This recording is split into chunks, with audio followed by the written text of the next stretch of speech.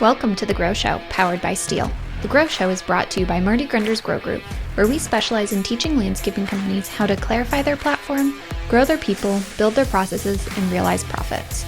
Everything we teach is grounded in real experience. Our team is actively involved in the day-to-day operations of Southwest Ohio's Grunder Landscaping Company.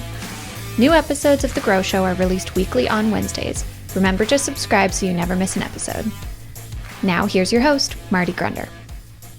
Well, good morning, good afternoon, good evening, wherever the case may be. This is Marty Grunder from Grunder Landscaping Company and the Grow Group. Thanks for downloading the Grow Show powered by Steel. Today we're going to be talking to and learning from Keith Bowman from McHale's Landscaping. But first, a reminder, you can get the latest edition of the Grow Show delivered to your phone, tablet, or computer by subscribing wherever you get your podcasts, or watch us on YouTube for an enhanced learning experience.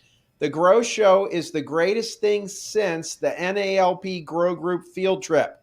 We've traveled all over the U.S. for these folks in the past 8 years, and each one is a tremendous learning experience for you and your team. Nothing beats experiential learning with your team. I see better than I hear, folks, and I'm willing to bet you do too. We put our heart and soul into everything we do, so sign up for the field trip. The link is attached, and now let's learn a lot more about the field trip from our host from McHale's Landscaping is Keith Bowman. Keith, welcome to the Grow Show. How are you? Thanks for having me, and hope you're doing well. Glad to be here. Super excited to come out there and see your operation. I've been a distant fan for years. I've read about McHale's Landscaping for probably 30 years, to be honest with you, probably longer than that. Heavily decorated company, does tremendous design build work. Could you be so kind as to tell us a little bit about yourself, first of all, and then give us a little bit of history of McHale's, who started it, how'd you get to where you are today? Just have us understand what's going on out there. Okay. Thanks, Marty. My name's Keith Bowman. My title is President of Horticultural Services and Business Development. I've been with McHale's since February 10th of 2003. I came and started as a foreman right out of college. McHale was founded in 1981 by two brothers, Kevin and Steve McHale. Kevin has served as our president and kind of the person who steers the ship, for lack of a better term, for our history. And his brother Steve is our lead designer, our landscape architect, and kind of the work that he has done and trained our people to do over the years, especially on the design build side, has created our brand, and it's the backbone of our company. So we were only design build for the first, 17 to 20 years of the history of our company. And then we parlayed that into maintenance. But the backbone of our company is started in design build. So how many locations do you have now? Give us a feel for the number of team members, the trucks. I know that you're known for design build, but there's probably a lot of people on here that would like to learn a lot more. Just share us whatever you can to help us get to understand McHale's better. So we float around 375 employees, which is crazy to me to think. It is. Have 40 employees when I started 22 years ago. Our main operation where we're going to be having the field trip is in Upper Marlboro, Maryland, which is, if you look at the Washington, D.C. Beltway, it's like 4 o'clock on the Beltway, if you look at it like a clock. So that's our main yard. There's about, I'm guessing here, educated guess, we have about 130 trucks come out of that facility. It's about an 8-acre facility. We have another yard in Clarksburg, Maryland, which is Montgomery County, northwest of Washington, D.C., about a 5-acre facility there. We have a very small yard in Pasadena, Maryland, which is 2 trucks roll out of. We have a yard in Easton, Maryland, across the Bay Bridge that we started in 2008 that about 10 crews roll out of there every day. And then we have a few things that are unique. We have 2 design studios. I know other companies do that, but one in Annapolis, Maryland, and one in McLean, Virginia. And these are dedicated to our design staff only, design sales staff only. And then what really makes us unique is we have a 45 to 50 acre farm in Prince George's County where we don't grow material, but we kind of buy it and corner the market for certain plant materials that are favorable to our region, and our designers use that to use as their plant palette.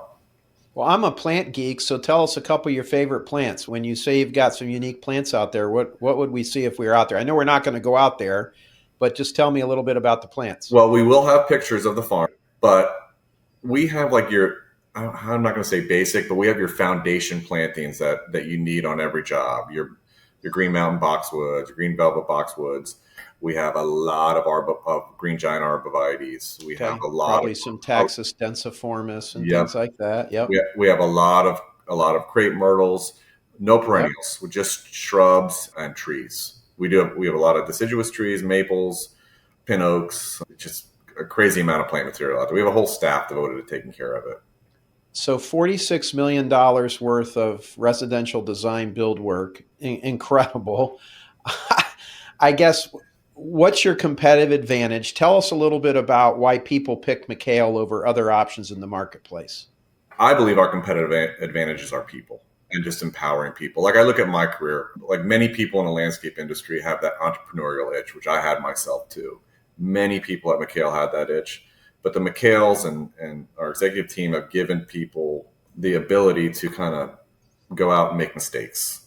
And we've all learned from mistakes, and they've been there to back us up. And it shows with the client. Like we make a mistake, we're gonna own up to it, and that leads to referrals, that leads to more work with the client base, and one hand played off the other. Like I told you earlier, Marty, we started in design build and it's parlayed into maintenance, and now the company's like 50-50. So it is a big undertaking, but we like to market ourselves, all the employees at McHale, as single source. So Keith Bowman goes out and represents McHale Landscape Design. He's going to make a relationship with Mrs. Smith. And I have this in my career where I've worked for certain clients for my whole 23-year career. And that leads to, maintaining their property or doing phase 2 or doing a redesign. And then another important thing for us is we're very versatile.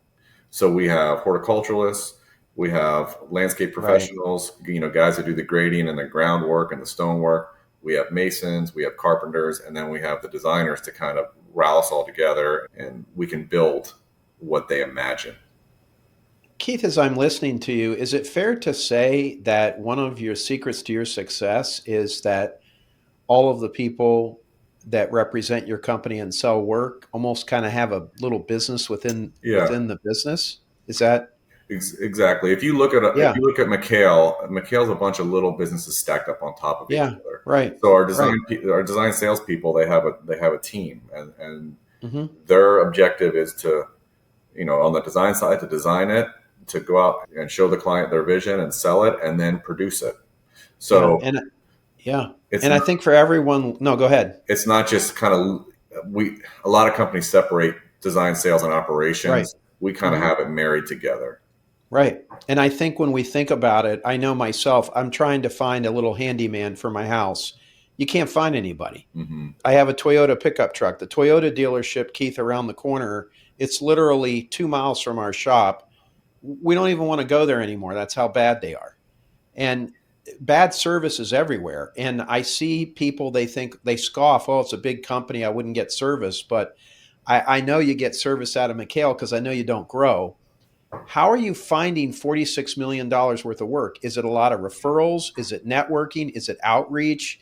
Is there something from a marketing perspective that you're, half of it is maintenance, which is great, but you still got to climb up the hill for 25 million worth of DB work every year.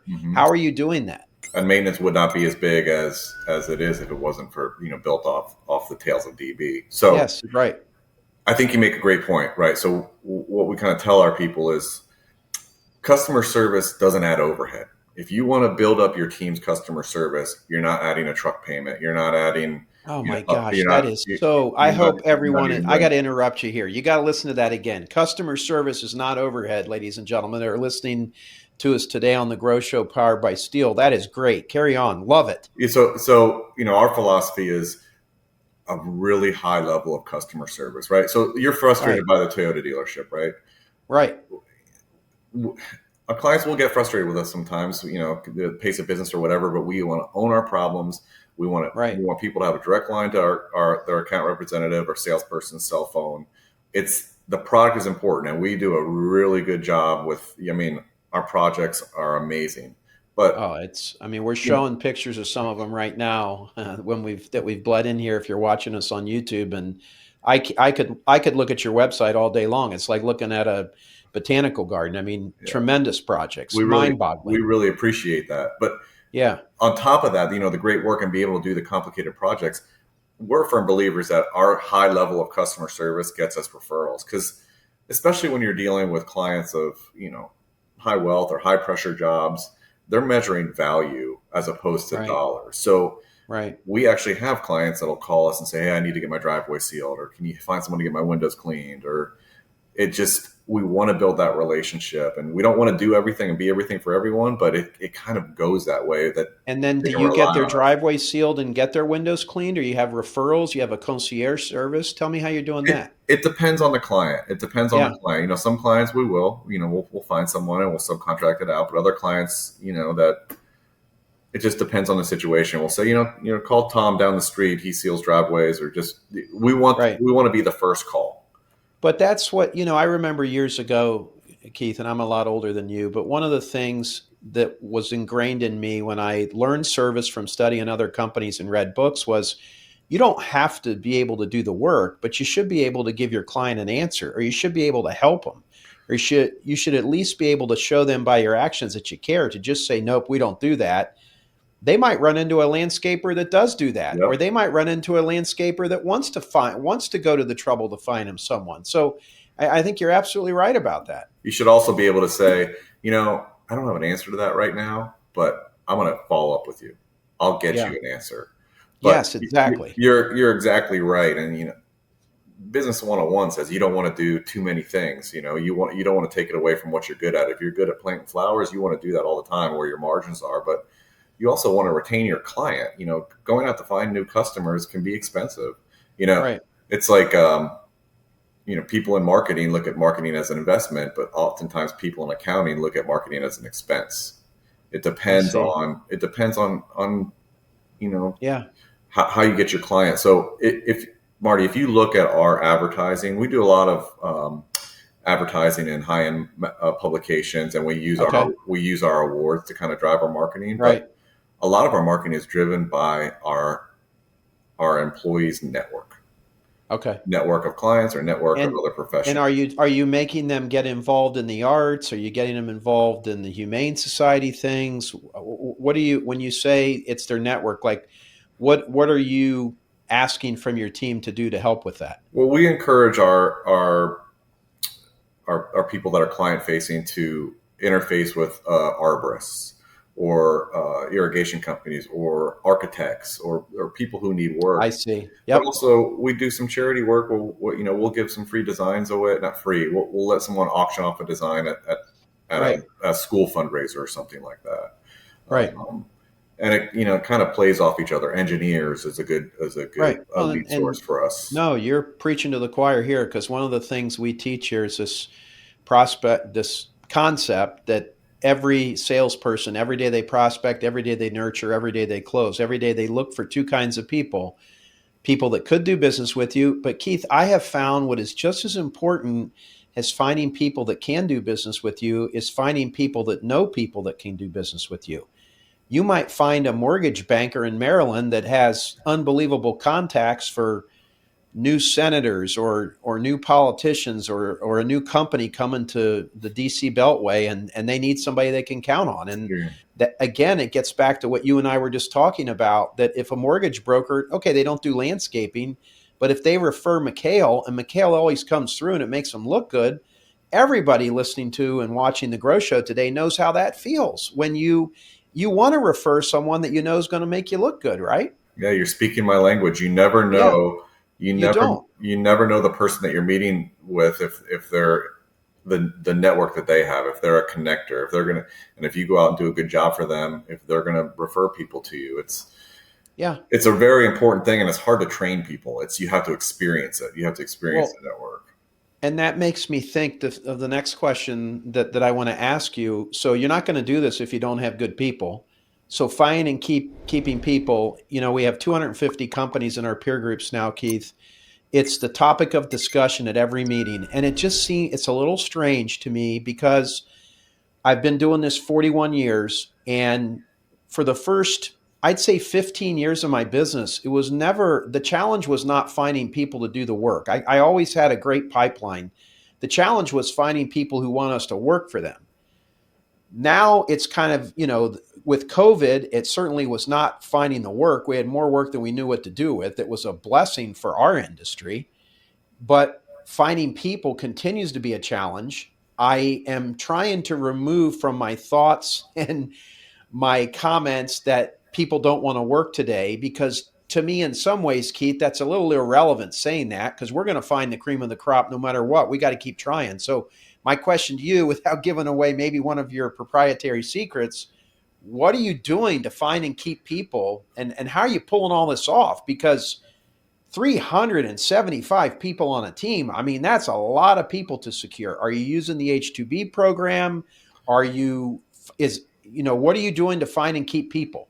So I'm with you. It's a concern. It's a concern for us too. So I will say one thing that's really, really helped us is McHale's a true family business. So we have the two founders that work for us, that lead us. And then we have 6 of their children that are in the business.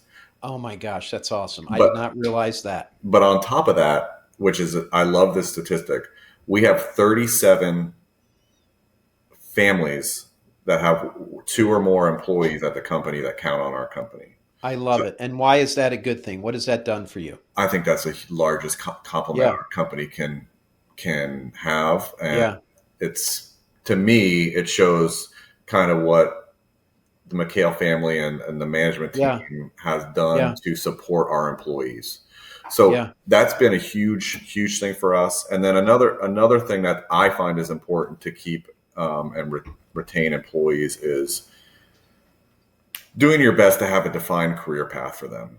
Now, it's hard. It's really hard to do that, especially when you're smaller. Even now at our size, it's hard because you don't know what the economy is going to do. You don't know when it's time to build another team. And when you say it's hard, because you're somewhat implying promises that you got to. I see what you're saying. Go on. So when I'm discussing that with someone that's right out of school, like I was, or new to the field, I ask them to figure out who they are first. Are you a front of the house person or a back of the house person? Are you Are you a waiter or maitre d' or waitress, or are you a chef or dishwasher? Right. Both make the restaurant work, but you're going to help us figure out the best spot for you when you get to know yourself and what you really like about the landscape industry. When the employee decides that, and they say, "Hey, Keith, I really don't want to be interfacing with a client, every day, like I see some of these account managers do, or these design salespeople do," then they go to the project management side. And the other side is, you're an account manager, assistant account manager, and you work up to account manager, you're a design assistant, and you work up to lead designer and senior designer. And there's all these steps. But I'm a firm believer that managing to metrics is bad, but plain and simple, there's dollars and cents behind this, and our growth. With every business, you're kind of like feeding the beast to keep the good employees. So it's a great thing, but it's kind of like with what the McHale's did with me. It's just like, I thought I'd be here 2 years, but they enabled me to kind of scratch that itch and be an entrepreneur and in my mind. And it's just, that's the employees that have stayed with us right out of college. We've given them like here's where we want you in 3 years. Here's where we want you in 7 years. Here's where we see you in 10 years. Yeah. That's been very, very important. How involved are you in that process? Is that is an intimate part of your responsibilities, that path and the design and the implementation of it? Yeah. I had clients for a long time. And then in 2018, we bought a few other businesses, other landscape companies. So I went into kind of the M&A integration. And through that process, I kind of shed my clients and gave them to somebody else that it was time for them to grow. And a large part of my job now is just, I don't know the right way to put it, mentorship, but guidance, management. Yeah. Well, and what you're making me think, and I know enough, before we met, I've heard great things about you and what you've done there. The questions I always like to ask my clients, and I often ask them that in a private, intimate setting, and they'll say, "Well, what do you mean?" And I'll say, "Well, tell me about a bad day you've had in the last month. Did you yell at someone?" "Oh yeah, I got a little irritated with Claire." "Well, what'd Claire do?" "Well, Claire didn't put payroll on my desk. I mean, it's supposed to be on my desk every 2 weeks. I don't know what she's doing. She forgot. Have you ever forgotten something? Yeah. So do you does Claire do this all the time? No, but I mean, it was just ridiculous. How can she forget that? People are entitled to bad days. And I think sometimes that's just a good perspective to have. And as I listen to you, and that you're part of a family business where 37 different families are, six members of the McHale family, in addition to the two brothers, are there. I think to have an outsider like yourself that's not a McHale that's intimately involved in this is smart, because you have to take the good that comes from a family business, but you also have to watch. I have two of my family members in my business now. My daughter, Emily, who you've interacted with, is my oldest daughter. And then Mm-hmm. my son, Grant, just started here in April. And, I'm very cognizant of that. I make sure that I don't want them mistreated. I don't want them treated unfairly. But I do make sure that when they're here, this is an employment relationship. This isn't family. There are some aspects of it that can be family, I get. But I think that question that I always ask myself is like, okay, this week, would I wanted to have worked for me? No, you know what? On Tuesday, what were you doing? And I just think it's a way of trying to stay in place. How do you deal with that family dynamic there? Are there challenges and things that you work with? I mean, obviously, if you got 375 people there, you're growing, you're 46 million, residential design build, half of it being maintenance. I mean, all things I see here predict points to massive success. How else are you doing that, Keith? Well, you're right. There are, and the McHale's perspective on kids in the business is exactly your perspective, right? That it's a business relationship, and that's an interesting question, because there have been issues, with a McHale child or someone in the past, but it's not. I don't look at it as that. Neither do McHale's. It's just like, hey, they made a mistake. They're an employee. Let's back them up. Exactly. Let's be there to Right. kind of help them.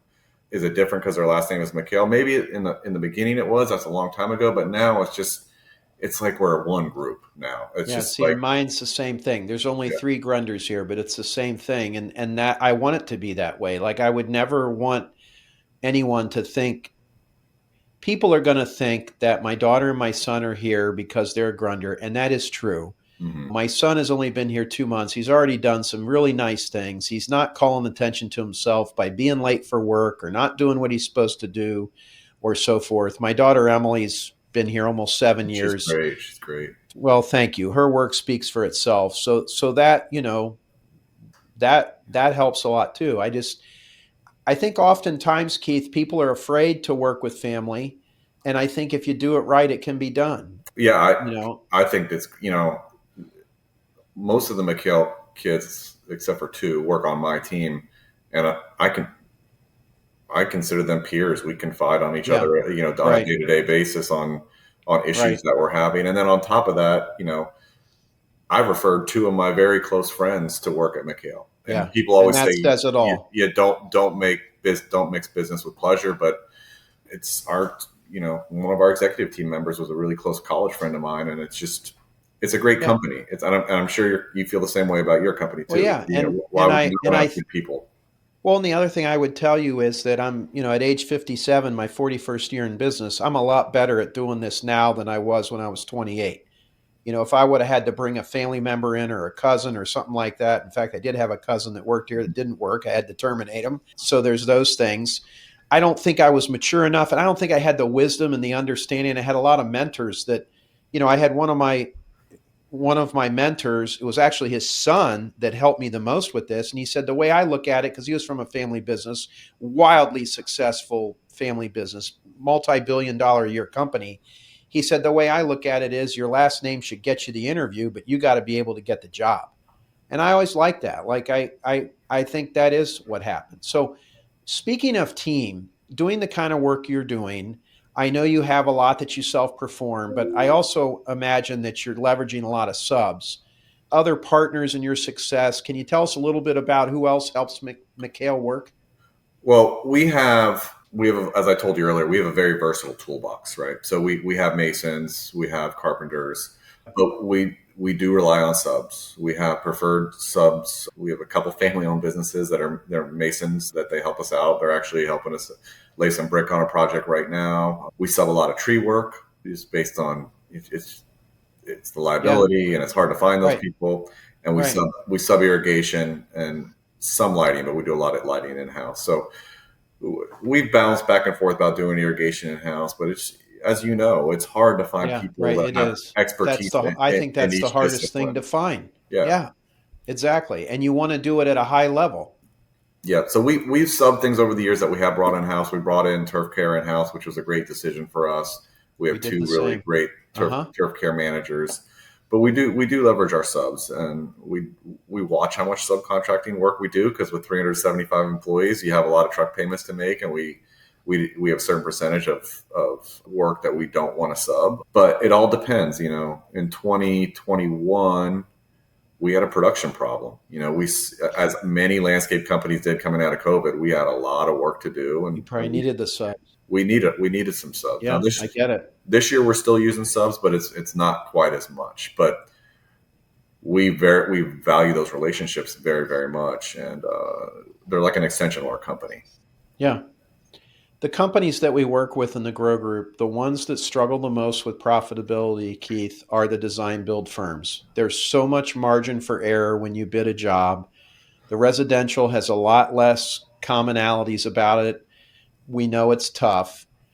It's tough to manage. It's tough to make it profitable. You're doing both. Can you share with us any key things and obviously anyone that wants to be smart and come out to the field trip, you're going to learn a lot more than we can here on a 45-minute podcast. But can you share with us how you're making this all work? Because this is, we're about 40% of your size, and I'm amazed.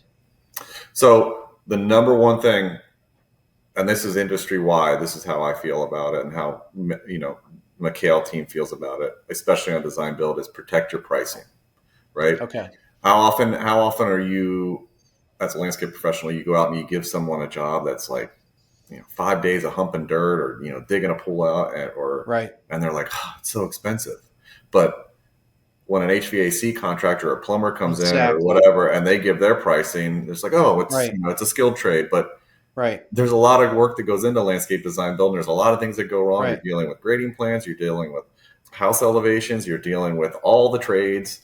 There's a lot of management that can go on. Think about what a plumber pulls up in front of your house with, and an electrician and a landscaper. They pull up with a van with maybe $50,000 worth of stuff in it. We pull up with $300,000 or $400,000 or $500,000 worth of equipment in many cases. And I'm not implying that people that come to this event or people listening to this podcast should price their way out of problems, but know your costs. Yeah. Know your costs, and a rising tide lifts all boats, right? So Amen. If we're all protecting our pricing, and we know we want our employees to have paid holidays, we want our employees to have health insurance, we want our employees to have 401k. There's a certain standard that I think in the landscape industry we need to protect. And if you get yourself to the point with design build, especially, where you're like, this is the price that we need to do to make your expectations. And you over deliver, it feeds the other hand, Marty. It feeds the referrals, it feeds everything. That's our number one thing.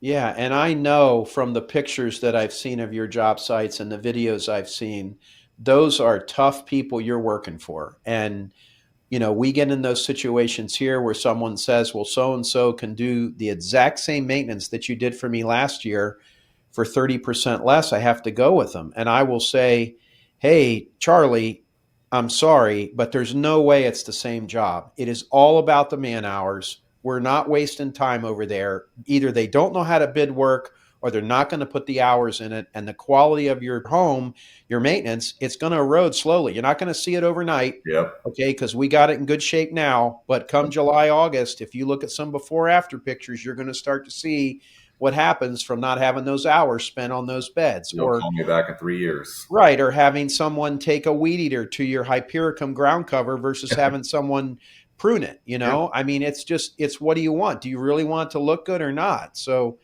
I think you're so true there about knowing your cost. And I also know, Keith, that I'm a lot older than you, but we're experienced gardeners and horticulturalists. My degree's in business, but I'm a very good horticulturalist. Probably not as good as you, but I'm pretty good. I'm very confident. Like I've done this a long time. I have no problem explaining myself or justifying my cost. You say protecting the cost, justify your cost, Exactly. knowing your cost, being able to go in there and know, look, I'm not ripping you off. I'm right here in the center. My company I'm working with is here. Your client is here. I got to sell you a job that makes the company money, but we also got to do a job that makes your place look incredible. That's what we're going to do. Yeah, meet your expectations. I mean, you make a lot of great points, and sometimes it's one hand washes the other. With I always go back to that, but if our account managers sometimes like to get design build clients for their maintenance portfolio better than they do clients I that just see. calling off the street because Yeah. they already know the value that they're going to Yeah. get for the money. So it's not as Yes. much back and That's a forth about great point. price. That is. And they already have an experience with your men and your women and how they Mhm. did. I never thought about it that way. That I'm going to add that to my repertoire. That's really good. Few more questions that just help, things I was thinking about that I would want to know. 130 trucks coming out of the main branch. So that means a staggered rollout. You can't send all of 130 to the gate. Can you tell me about how you do this and how it works and give us a feel for your bread and butter truck, your equipment? Most folks listening to the Grow Show powered by Steel, they love learning that stuff, Keith.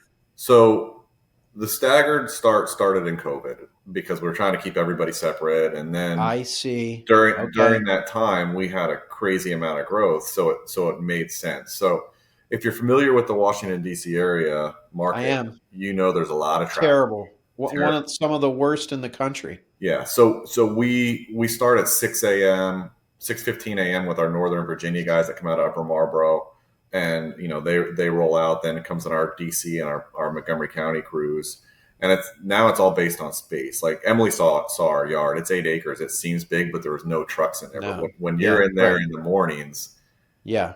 it's It's you a got lot. inches in between trucks. So Right. plus we got in the spring rollout you got mulch. Our yard's like a big circle, so those that attend the event will be able to see kind of method behind the madness there.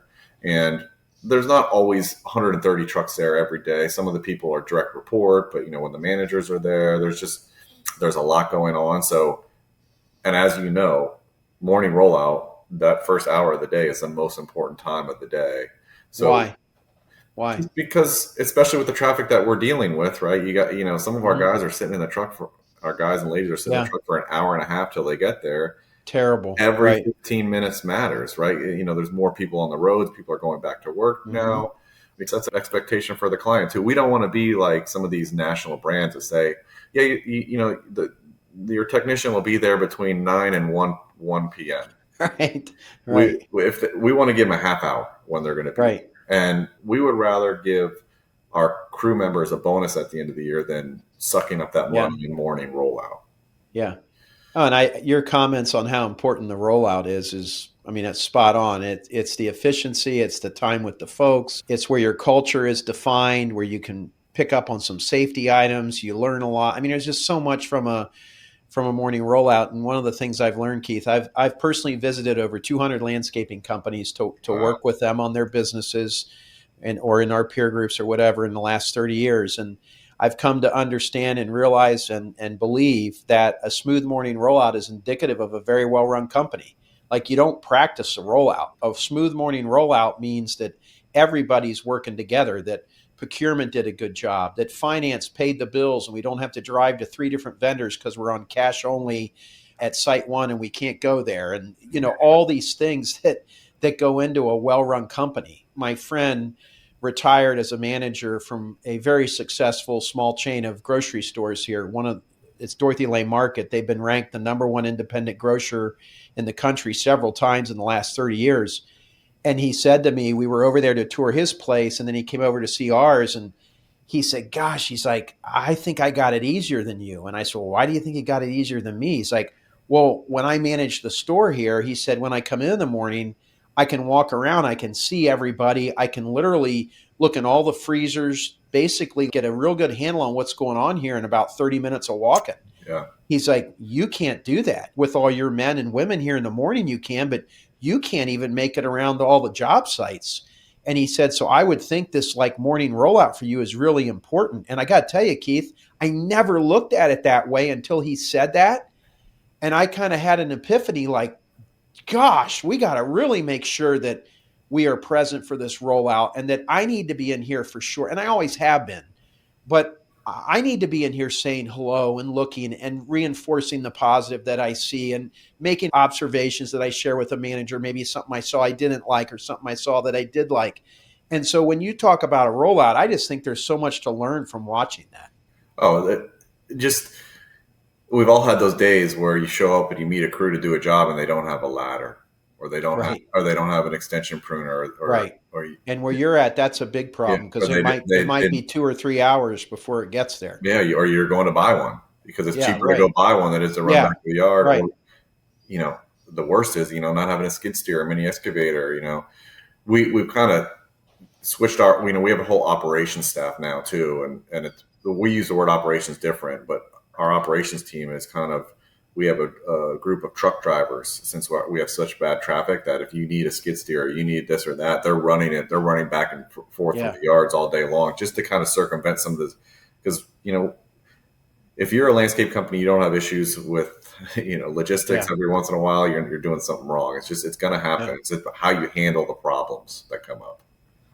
So in terms of equipment, give us some insight on your philosophy with that. Do you buy, you lease, you rent it? And then what are some of the bread and butter pieces that make your teams work easier?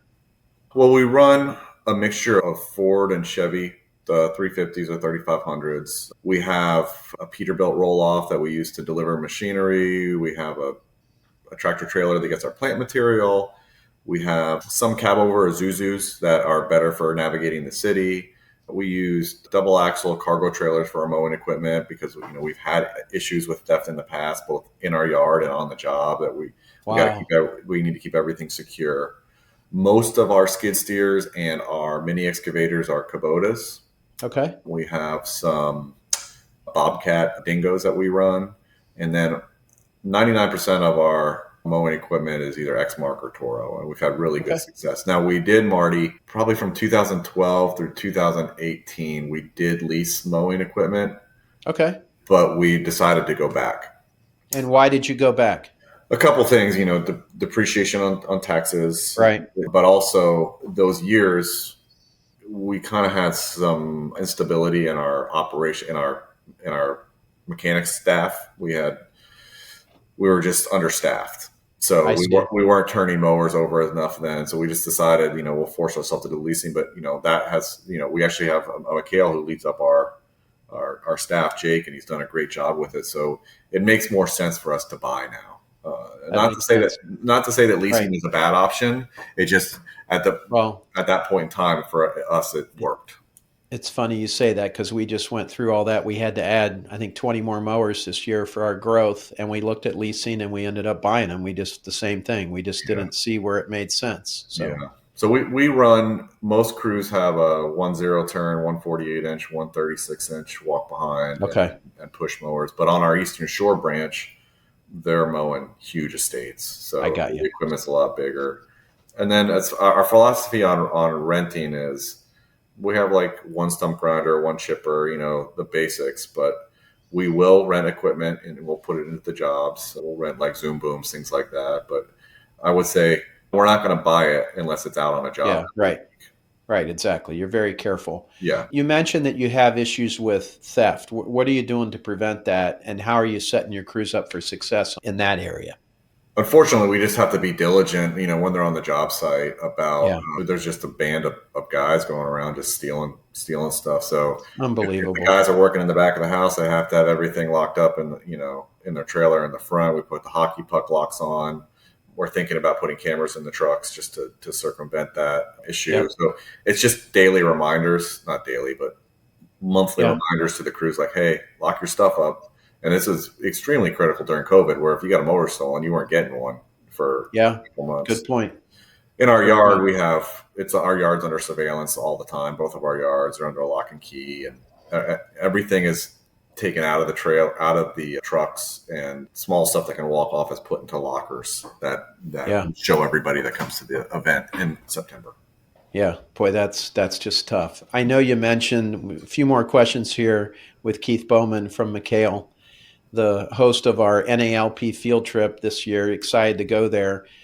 You mentioned the folks that you have, the operations people. So, in terms of logistics with materials and plants, are they delivered to the job site? Tell us a little bit about how you're handling some of that, because the pictures that I've seen, the amount of material that would have to go to some of these jobs is unbelievable. Yeah, so some of those jobs, we have a person named Mandy that's been with McHale as long as I can. She heads up our farm and our operation with plants. So the way it works is if I'm a salesperson, I go out and sell something, I get the deposit, I get a job number, I turn it into Mandy and I tell her, hey, I need this in the yard by the I 15th. see. I'm taking it out on the 15th. It's got to come to the yard though, because we're in a tight spot in DC. Or if I sell, 30 green giant arborvitaes, say, hey, let's bring them on the tractor trailer. So there are, as much as possible as we can do with design build, we like to direct ship it to the job. So it's only touched once. Yeah. And But that's a lot better on that ball and burlap stuff, weakening the balls and everything, as you well know. yeah, and it helps our warranty numbers. And Yes, 100%. it's also, it's mostly our maintenance enhancements are delivered to the yard and the crews take them out. But if we can get a 650 into a job, we're going to direct plant material deliver for our design build jobs. That goes with stone too, and gravel, river jack, All that stuff that we keep in the yard, mulch. Yeah. I don't think there's statistics kept on this, Keith, but I can't imagine there's a more decorated company in the U.S. You folks have won hundreds of awards. It's unbelievable. I can't wait to learn some of the tricks. Are there any quick tricks you want to share with us about winning awards for your work?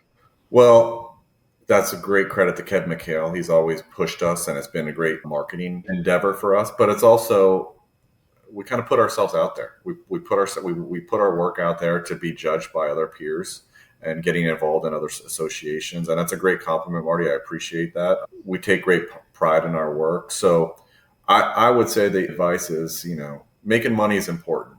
Making money is important. But if you concentrate on metrics over the people and the product, it's probably not going to work out as well as if you do a bang up job and you go the extra mile, and maybe you have a job that the margins aren't as great as you'd hope. Find value in that mistakes that you made to have a lower margin, but give the best product you possibly can. Yeah. And that's really the driving force behind McHale. We protect our brand through that, and we want to show off our work for younger companies out there. And there's a bunch in our market. We encourage everybody to submit we want to see everybody's work. Well, and I love what you're saying there. And I found the awards are good all the way around. The clients love the fact that you got them. The team gets to pound on their chest. And to be honest with you, Keith, the group that I think gets the most benefit from it is the team that put the work in. We've won, I think, 60 awards total. When we get them, we'll get a plaque for the team leader, and we'll make sure they get recognition. I think that it's, that's part of what drives us, that we're competitive. McHale wants to do award-winning work, and we want to win an award for it. We want to recognize, and then we want to talk about it. I think that's a great part of your culture. That is something we all should probably look at implementing more in our own companies. Yeah, it also helps keep employees too, because that motivates people. Those things motivate people. Yeah, to feel good about their work and to feel recognized. Yeah, you're working for a company that isn't just slapping trees in the ground and burying the root collar and going on to the next job. Yeah. Is there anything else you'd like to share about what everyone might see? Hopefully we'll get a lot of people that'll want to come see it. I know I can't wait to see it. We're bringing folks from our team here at Grunder. There's many of our clients are already signed up. Is there anything else that you want to share? And I'd also like to know, what are you struggling with? What are your challenges? Well, that kind of parlays into my answer for your question is I think you're going to see an authentic company. Okay. We're going to celebrate our wins, and we do celebrate our wins, but we also have learned from our issues. We have issues just like any other landscape company does, and we're going to be excited to share and learn from people that are coming to see us. We have issues with inventory. We have issues with training sometimes with the last person on the crew, which is like, is the foreman training the third person on the crew or the fourth person on the crew? We're not a perfect company, but we strive for the best every day. And I'd like to think that attendees will be impressed and they're going to learn a lot from what we have to offer. Well, I can't wait to come see you. It's going to be a blast. I'm going to be out there early. I'm going to stay late. I really appreciate the McHale brothers and the McHale family and yourself letting us come see you. It's not easy to have a few hundred people from all over the country rifling through your underwear drawers, as I say. but I think you're going to enjoy it. And I appreciate you putting yourself out there for us to learn from, because again, like I opened it up with, Keith, the experiential learning part of it, it's one thing I'm sure folks have enjoyed this podcast and they've learned a lot. We've showed them some pictures and some video, but when you get to see things, that's when the learning takes place. I know myself through the years and the companies I've toured, the things that you see, the schedule board ideas that you have, the ideas for equipment, the selling tactics, the way somebody held a meeting, the way they recognize an employee, a barbecue they did that had a certain twist on it. There's just the learning that can go on, and the amplification you can do with those ideas, I think, is taken to another level. So I hope everyone will come join us for the NALP Grow Group field trip. Keith, can't wait to see it. We're very excited, Marty. Thank you for doing this podcast, and thanks for having us. Of course. All right, folks. Well, that's going to do it for this week's edition of the Grow Show powered by Steel. Do us a favor. Why don't you take your cell phone out right now and share this episode with someone who you think would benefit from it? And by all means, sign up for the NALP Grow Group field trip. We'll see you there in Maryland in a couple months or so. Thanks a lot. Have a great day. Thanks for listening to this episode of The Grow Show. A special thanks to the folks at Steel, whose support makes this podcast possible and whose outdoor power equipment makes our jobs easier every day. Remember to subscribe so you never miss an episode, and head to growgroupinc.com to learn more about our other offerings or to find more information to help your landscaping business. We'll talk to you next week.